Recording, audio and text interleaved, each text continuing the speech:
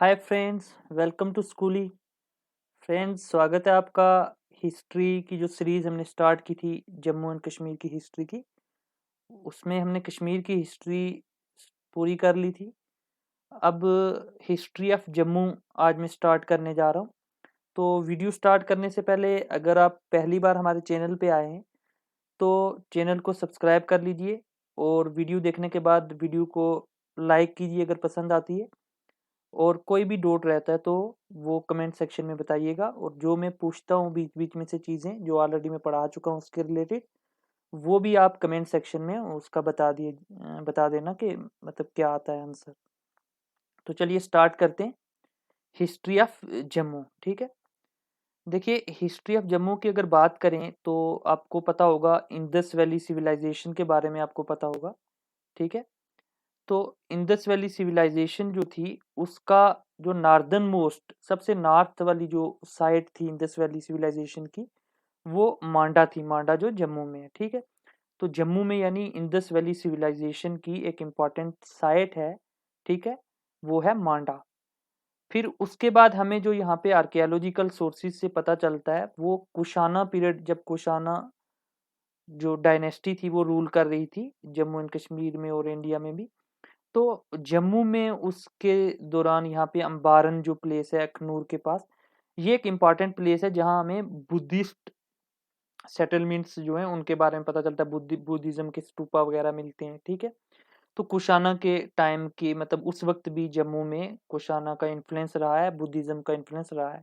अम्बारन एक बहुत important place है और आपका जो सिलेबस है उसमें है कि हिस्टोरिकल प्लेसेस पे ज़्यादा आपका फोकस होना चाहिए, तो इसीलिए ये ऑलरेडी हम कवर भी कर चुके हैं इम्पॉर्टेंट टूरिस्ट डेस्टिनेशन साइट की सीरीज में। उसके अलावा यहाँ पे दमाना और नागबानी वगैरह वाली जगहों पे भी कुशाना पीरियड की सेटलमेंट्स हमें मिलती हैं, यानी उस दौरान यहाँ पे काफ़ी इन्फ्लुएंस था, यहाँ पे लोग रहते थे, ठीक है। फिर गुप्ता के टाइम पे भी कुछ सेटलमेंट मिलती हैं, वो कौन कौन सी हैं आपको उतना डिटेल में नहीं जाना है, बस याद रखना कि मिलती हैं गुप्ता के टाइम की भी। फिर अगर बात करें हमें, ये तो आगे आर्कियोलॉजिकल सोर्सेज, ठीक है, यानी कि आपने जगह को डग किया मतलब खोदा और उसमें से आपको क्या आर्टिफैक्ट्स मिलते हैं हिस्टोरियंस को उसके रिलेटेड, उस उनसे पता चलता है, ठीक है। अब अगर लिटरेरी सोर्सेज की बात की जाए, बुक्स की बात की जाए, तो जम्मू की हिस्ट्री के बारे में सबसे इम्पोर्टेंट जो बुक है जिससे हमें पता चलता है वो है राजदर्शिनी, ठीक है। राजदर्शिनी है और ये किसने लिखी है? गणेश दास बधेरा। गणेश दास बधेरा बहुत इंपॉर्टेंट बुक है और इसका नाम भी याद रख लेना, राजदर्शिनी, गणेश दास बधेरा। क्योंकि जम्मू के रिलेटेड जितनी भी हमें एंशियंट हिस्ट्री के बारे में पता चलता है वो इसी बुक से पता चलता है।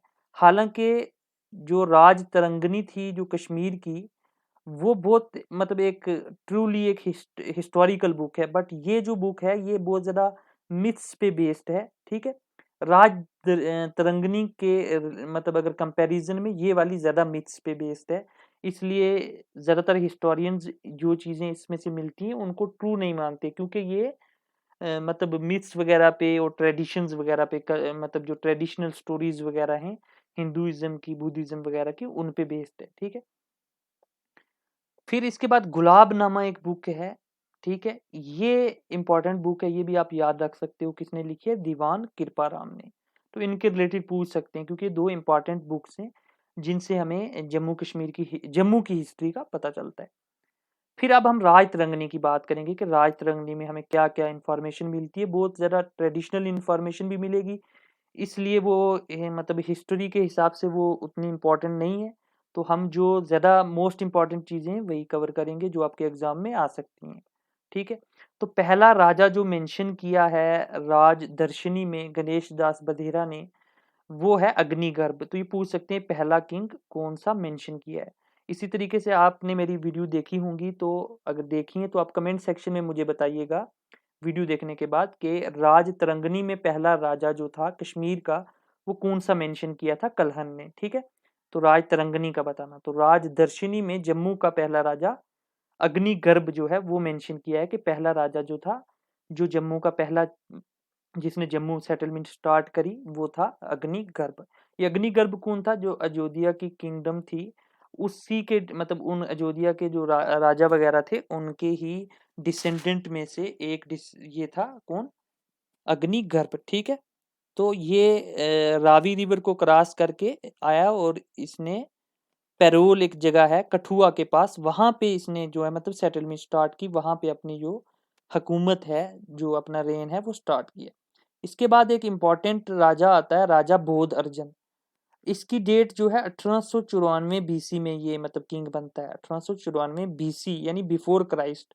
यानी अगर मान लें कि आज से 2000 साल पहले जो जीसस क्राइस्ट थे वो पैदा हुए थे, तो उनसे 1894 साल पहले यानी आज से 3894 3894 ईयर्स अगो आज से ये किंग जो है वो राजा बना था। ठीक है, और इसका क्यों इंपॉर्टेंट है, इसको इंपॉर्टेंट क्यों माना जाता है कि बहुत पीसफुल टाइम था इसका। ठीक है, उस दौरान इसने यहाँ पे बहुत सारे जम्मू में गार्डन्स बनवाए।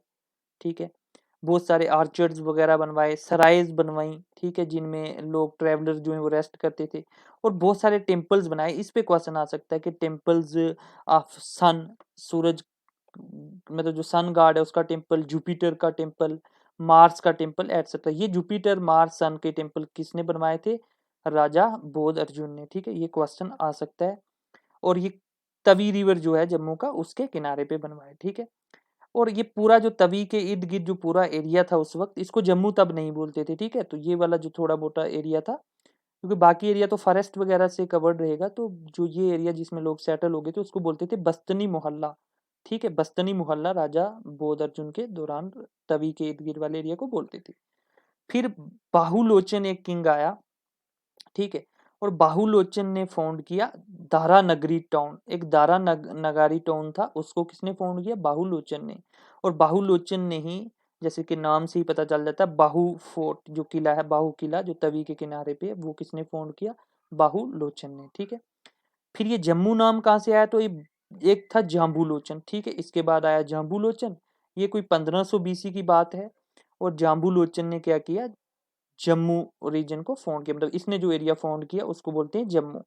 जाम्बूलोचन के रिलेटेड आपने ये स्टोरी भी सुनी होगी कि ये एक बार तवी के किनारे गया, तो इसने वहां तवी पे देखा कि मतलब वहां पे एक शेर और शायद बकरी थी कि हिरन थी, मुझे याद नहीं, बकरी थी शायद, मतलब जो भी हो, एक स्टोरी है कि वो उन दोनों इकट्ठे पानी पी रहे थे। ठीक है, मतलब इतना पीसफुल उसने देखा कि कितना पीस है यहाँ पे, कि शेर खा नहीं रहा है उसको, बल्कि इकट्ठे पानी पी रहे हैं, तो उससे मतलब खुश होकर उसने सोचा कि यहाँ पे इस पीसफुल जगह पे एक टाउन जो है आबाद किया जाए, और उसका नाम उसने जाम्बू पड़ा, जाम्बू लोचन से जाम्बू पड़ा, और जाम्बू से आस्ता आस्ता जम्मू हो गया। ठीक है, फिर इंपॉर्टेंट जो आपको पूछ सकते हैं वो है डोगरी स्क्रिप्ट के बारे में। डोगरी स्क्रिप्ट जो है, ठीक है, देखिए, एक होती है लैंग्वेज, एक होती है स्क्रिप्ट, आप किस में लिखते हो। ठीक है, जैसे मैं अभी बोल रहा हूँ तो ये हिंदी फर्ज कर लीजिए मैं बोल रहा हूँ, अब इसको लिखते के कैसे हैं, तो मैं जैसे बोलता हूँ लिखते कैसे हैं, तो आप अंग्रेजी में भी लिख सकते हैं LIKHTE लिखते। ठीक है, आप इसको उर्दू में भी लिख सकते हैं, लाम खा ते ये। ठीक है, आप इसको हिंदी में भी लिख सकते हैं, ला का ता, है ना, वैसे करके भी, तो ये स्क्रिप्ट हो जाएंगी। ठीक है, हिंदी की जो हिंदी जिसमें लिखते हैं ज्यादातर वो होती है देवनागरी स्क्रिप्ट। ठीक है, अब आप उसको उर्दू में भी लिख सकते हैं, रोमन इंग्लिश में भी, तो वो स्क्रिप्ट होती हैं। ठीक है, इसी तरीके से डोगरी की जो स्क्रिप्ट है वो मतलब डोगरी लैंग्वेज की स्क्रिप्ट जो है वो शक्तिकरण राजा ने मतलब उसके दौरान ये इन्वेंट हुई है। ठीक है, तो किस राजा के दौरान, शक्तिकरण के दौरान। ठीक है, आपने इतना ही याद रखना है। फिर ये थोड़ी आपको बता दूं कि 450 बीसी के इर्द गिर्द, ठीक है, मतलब जीसस क्राइस्ट से 450 ईयर्स अगो। ठीक है, क्या हुआ, जम्मू टाउन डिस्ट्रॉय हो गया था। ये जो जम्मू इसने राजा जाम्बू लोचन ने आबाद किया था ये डिस्ट्रॉय हो गया, क्योंकि कांगड़ा, कांगड़ा ये कहाँ पे है, कांगड़ा वैली ये हिमाचल प्रदेश में है। तो कांगड़ा वैली में एक राजा था मंगल चंद, उसने यहाँ पे जम्मू में अटैक किया, यहाँ पे इस टाउन को जला वगैरह दिया, और लोग यहाँ से, देखिए टाउन डिस्ट्रॉय होने का मतलब होता है कि सेटलमेंट वगैरह डिस्ट्रॉय होंगी और लोग वहां से चले गए, यानी कि वो आबादी वहां पे बहुत कम हो गई, ना के बराबर होगी, तो लोग भाग गए यहाँ से। ठीक है, तो राजा मंगल चंद के दौरान, फिर यहाँ पे एक राजा था बानू जक, बानू जक ने फिर क्या किया जाके, ठीक है, ये इसको बोला जाता है कि उस वक्त का ये मतलब आखिरी रूलर था जम्मू का, क्योंकि उसके बाद तो जम्मू तबाह हो गया, तो बानू जक ने जाके जो मंगल चंद को एक वार में डिफीट किया, ठीक है। फिर समुंदर जग आया, तो समुंदर जग का क्यों इंपॉर्टेंट है, इसके बाद समुंदर जग का आप याद रख लेना कि इसने दारा नगरी टाउन जिसको बाहुलोचन ने फाउंड किया था वहां पे अपनी कैपिटल शिफ्ट की, ठीक है। अभी ये दारा नगरी टाउन कहाँ पे, जो मॉडर्न नरवाल एरिया है जम्मू में, ठीक है, वहां पे है, ठीक है, उसके नजदीक ही है। फिर ये याद रखना कि जब अलेक्जेंडर ने 323 बीसी में इंडिया पे अटैक किया था, ठीक है, तो उस वक्त, अच्छा ये मैंने पढ़ाया भी है कश्मीर की हिस्ट्री बताते वक्त कि कश्मीर का राजा कौन सा था वो आपने बताना है, ठीक है, वो आप कमेंट सेक्शन में बताना। अलेक्जेंडर के वक्त कश्मीर का राजा कौन था जब अलेक्जेंडर ने इन्वेड किया था। जम्मू का कौन सा था, अजय सिंह, ठीक है। फिर एक ये उतना इम्पोर्टेंट नहीं है कि राम गुप्ता ने रामगढ़ किला जो है वो बनवाया, ये उतना इम्पोर्टेंट नहीं, रामगढ़ किले से ही नाम से पता चल जाएगा राम गुप्ता, तो ये कोई पूछेगा भी नहीं। बट अलेक्जेंडर की इन्वेजन के दौरान अजय सिंह था, ठीक है। फिर उसके बाद कुछ इंपॉर्टेंट तो नहीं हुआ, ठीक है। ये है कि 100 बीसी के इर्द गिर्द जम्मू को दोबारा से इन्वेड किया सियालकोट के राजा ने, ठीक है, और दोबारा से इसको डिस्ट्रॉय किया, तो ये उतना इम्पोर्टेंट नहीं है। बट ये है कि एक नया टाउन, क्योंकि जम्मू तो डिस्ट्रॉय हो गया और एक नया टाउन यहाँ पे बब्बापुरा बोलते हैं या बबोर बोलते हैं, ठीक है, तो ये आबाद किया। तो ये आपको हिस्ट्री में पूछ सकते हैं, यहाँ बबोर में एक टेम्पल है शिवा का, ठीक है, तो वो उसके बारे में पूछ सकते हैं, बबोर टेम्पल के बारे में, तो इसलिए मैंने ये यहाँ पे इंक्लूड किया है। वो मैं ऑलरेडी इंपॉर्टेंट टूरिस्ट डेस्टिनेशन में शायद ये बबोर अभी मैंने नहीं पढ़ाया क्योंकि टेम्पल मैंने कवर नहीं किए, तो जब नेक्स्ट वीडियो आएगी उसकी तो वो उसमें कवर हो जाएगा। वहाँ पे शिव का टेम्पल था। और ये बबोर जगह कहाँ पे है, ये रामगढ़ तहसील, रामनगर तहसील में, यानी उधमपुर वाली डिस्ट्रिक्ट में, ठीक है। अब इसके बाद कुछ डायनेस्टीज आती हैं, तो ये डायनेस्टीज को आपको क्रोनोलॉजिकल ऑर्डर में पूछ सकते हैं, पहले कौन सी आई, उसके बाद कौन सी, उसके बाद कौन सी। तो आपने याद रखना है पहले राय डायनेस्टी आई। अब इसमें कौन से किंग थे, क्या थे, वो आपने नहीं पढ़ना, ठीक है। आपने सिर्फ याद रखना है पहले राय डायनेस्टी आई, ठीक है। और इसमें आदि राय जो था वो पहला इंडिपेंडेंट रूलर था। देखिए ये राय डायनेस्टी को स्टार्ट किसने किया, जो सियालकोट के राजा थे उन्होंने ही राय डायनेस्टी को यहाँ पे स्टार्ट किया, और उन्होंने एक यहाँ पे इंडिपेंडेंट रूलर बनाया, ठीक है, जो था यहाँ का आदि राय। तो अपने ये थोड़ा बहुत याद रख लीजिए, पर ये याद रखना कि राय डायनेस्टी बाद में पहले आई, फिर उसके बाद दार आई, और उसके बाद आएगी देव, ठीक है, फिर डोगरा आएगी। तो राय, दार, देव और डोगरा, ठीक है, मतलब आर वाली जो थी वो पहले थी और उसके बाद फिर डी वाली स्टार्ट होती है। धर डायनेस्टी को किसने फाउंड किया, सूरजदार ने, 342 एडी। ये अब आ गया आफ्टर डेथ, यानी कि मतलब जीसस क्राइस्ट की डेथ के 342 साल बाद, ठीक है। तो ये सूरजदार जो है दार डायनेस्टी को इसने फाउंड किया। तो पहले राय आई फिर दार आई, अपने इतना याद रखना है, और इसको फाउंड किसने किया, सूरजदार ने, ठीक है। फिर इसमें आप आगे इंपॉर्टेंट अपने किंग याद रखना है सर्बियादार। ये सर्बियादार जो किंग था, ये इसकी डेट क्या थी, 590 टू 650 एडी। ये डेट कोई नहीं पूछेगा, जस्ट आइडिया के लिए मैंने रखी है। आपने इसमें याद रखना कि सर्बियादार के वक्त पीर रोशन वली, ठीक है, वो यहाँ पे आए थे।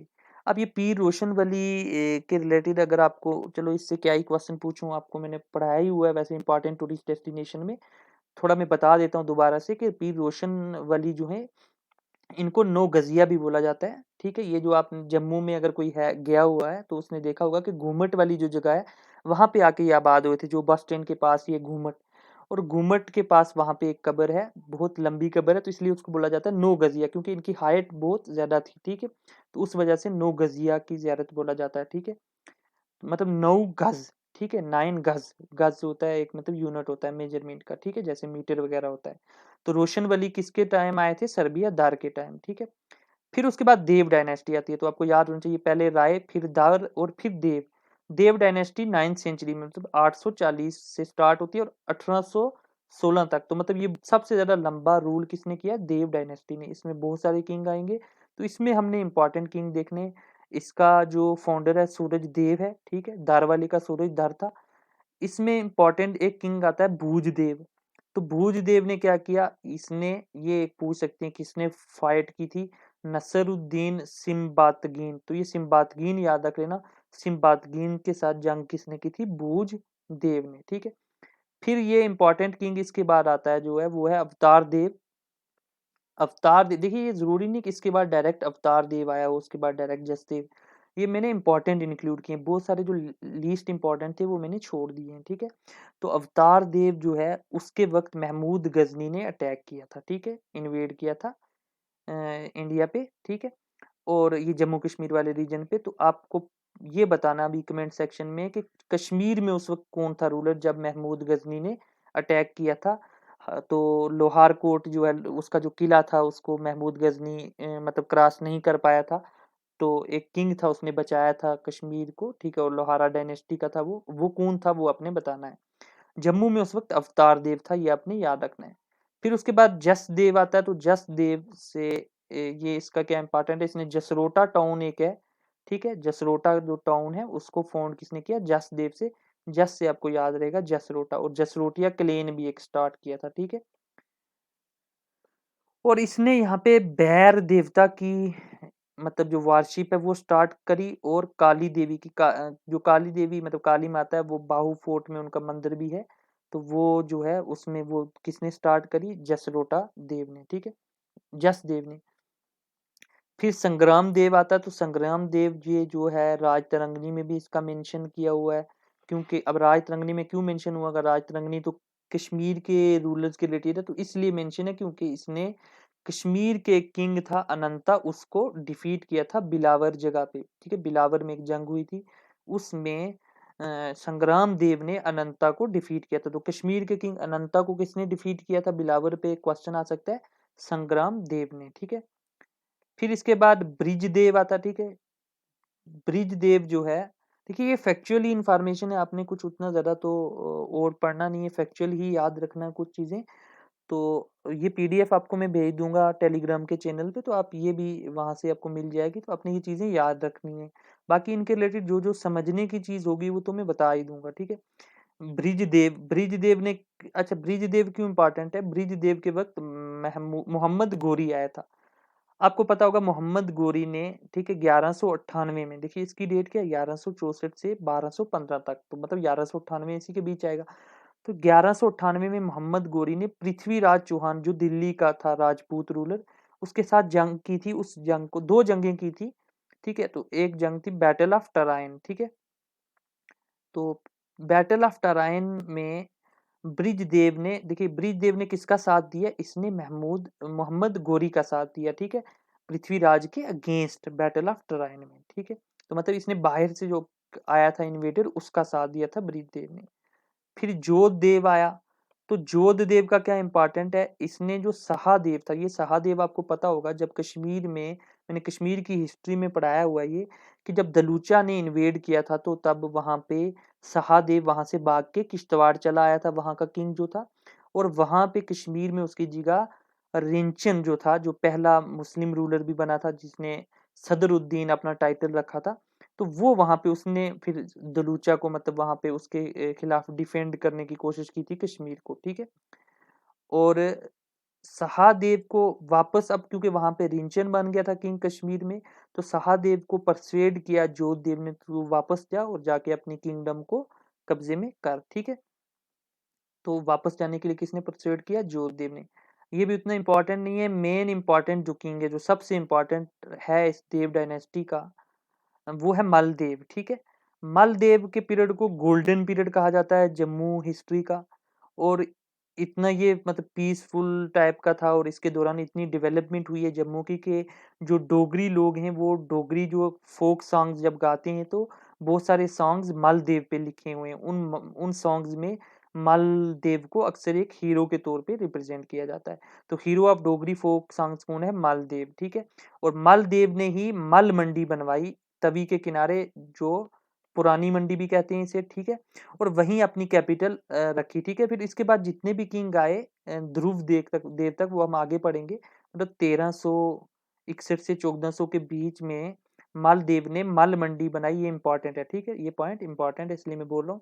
मल मंडी तवी के किनारे पे है और इसको पुरानी मंडी भी बोलते हैं, और यहाँ पे उसने अपनी कैपिटल बना दी, ठीक है।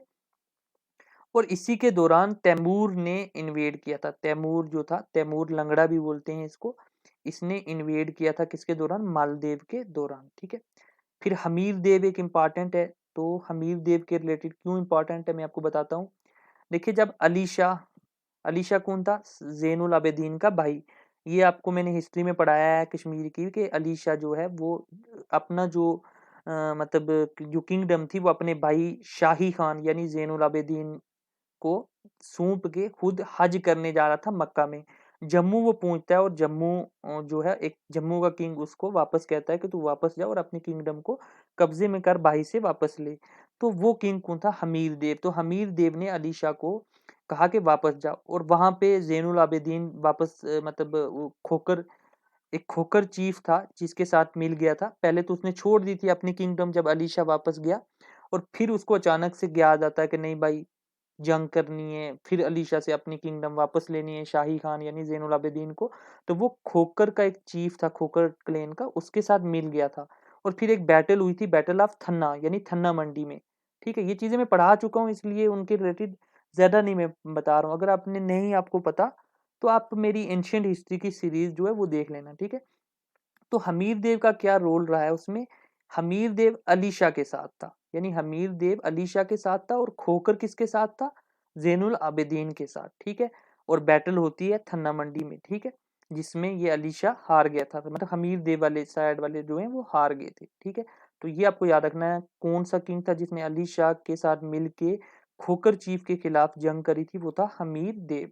ठीक है, फिर अजायब देव, ये इंपॉर्टेंट है, और अजायब देव की आप डेट देख लीजिए 1423 से 1454, और ये डेट मतलब ऑलमोस्ट कंटेम्परेरी है किसकी? जैनुल आबिदीन की। ठीक है, इसी टाइम कश्मीर का राजा कौन था? जैनुल आबिदीन। जैनुल आबिदीन का असली नाम क्या था? शाही खान। ठीक है, कौन सी डायनेस्टी से था? शाह मीरी डायनेस्टी से। उसका सबसे फेमस किंग जैनुल आबिदीन है, जिसको बादशाह भी बोलते हैं कश्मीर में, यानी ग्रेट किंग। ठीक है, और क्योंकि ज़ैनुल आबिदीन की खोकर से अच्छी खासी बनती थी।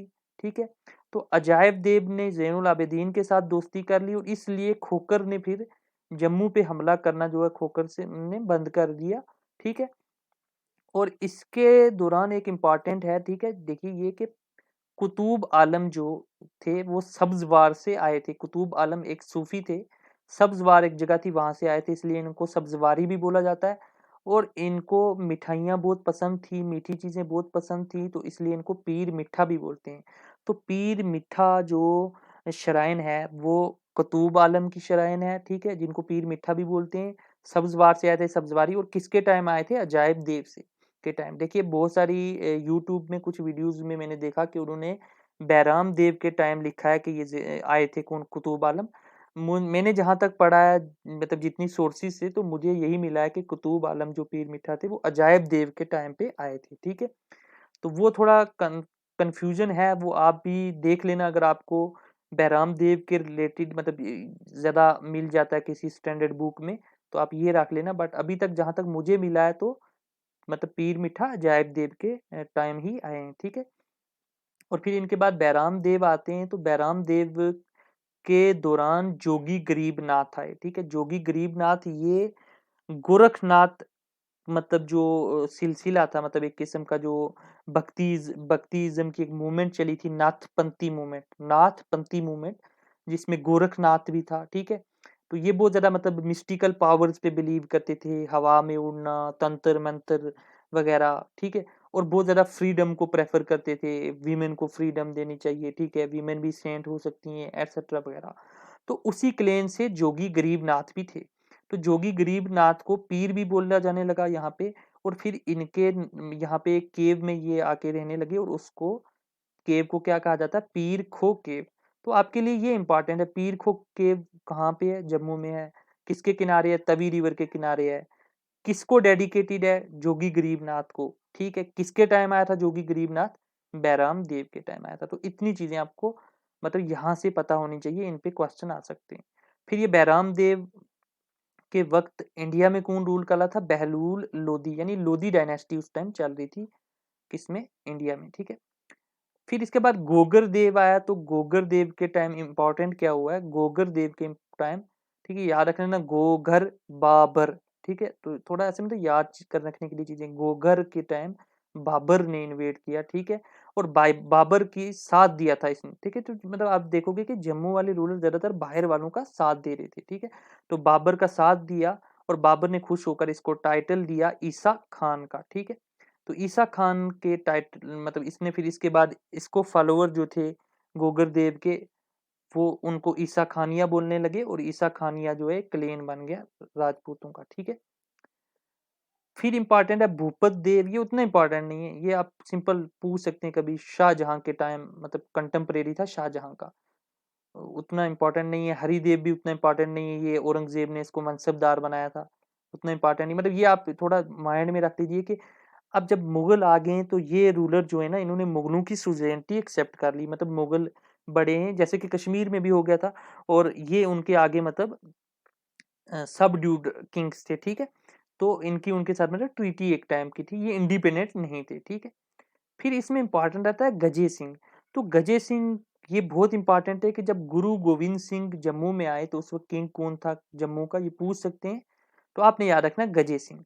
फिर बहुत सारी बुक्स में ये भी लिखा हुआ है कि जो रुपये वाला मंदिर है जो जम्मू में है, उसको किसने बनवाया, गजे सिंह ने। ठीक है, तो गजे सिंह के दौरान रुपये वाला मंदिर बना। मैंने रुपये वाला मंदिर जो है नाम जानबूझ के यूज किया ताकि मैं आपसे पूछ सकूं कि इस टेम्पल का असली नाम क्या है। ठीक है, जिसको रुपये वाला मंदिर भी बोलते हैं, तो वो आप कमेंट सेक्शन में बताना।